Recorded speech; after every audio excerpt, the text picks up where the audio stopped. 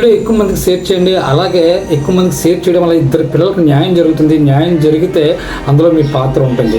ఇది మెయిన్ నేను లోకేష్ గారికి, ఆ లోకల్ ఎమ్మెల్యే గారికి, అలాగే ఆ లోకల్ నాయకులకి నేను ఒకటే దీని గురించి అయితే చెప్తున్నాను.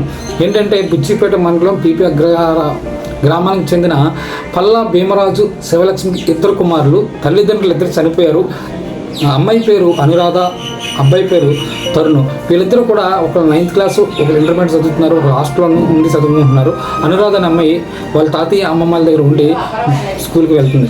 అయితే వీళ్ళిద్దరికి తల్లికి వందనం పడలేదు. తల్లికి వందనం రీజన్ ఏం చెప్తున్నారంటే, వీళ్ళు రేషన్ కార్డులో నుంచి తల్లిదండ్రులు చనిపోయిన తర్వాత వాళ్ళని డిలీట్ చేస్తారు. డిలీట్ చేయడం వల్ల వీళ్ళ తల్లిదండ్రుల పేర్లు లేవు.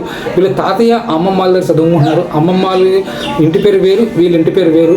ఈ 3 సంవత్సరాలు వీళ్ళకి తల్లికి వందనం రాలేదు. ఇక్కడ ఉన్న లోకల్ నాయకులు కానీ, అలాగే ఈ వీడియో చూసిన నాయకులు ఎవరైనా స్పందించి వాళ్ళకి న్యాయం జరిగేటట్టు చేస్తారని మనస్ఫూర్తిగా కోరుకుంటున్నాను.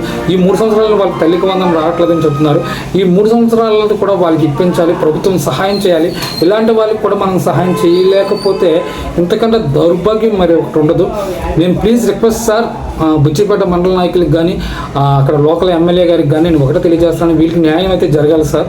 వీళ్ళకి న్యాయం జరిగేటట్టు మీరందరూ కూడా ఈ వీడియోని షేర్ చేస్తారని మనస్ఫూర్తిగా కోరుకుంటున్నాను.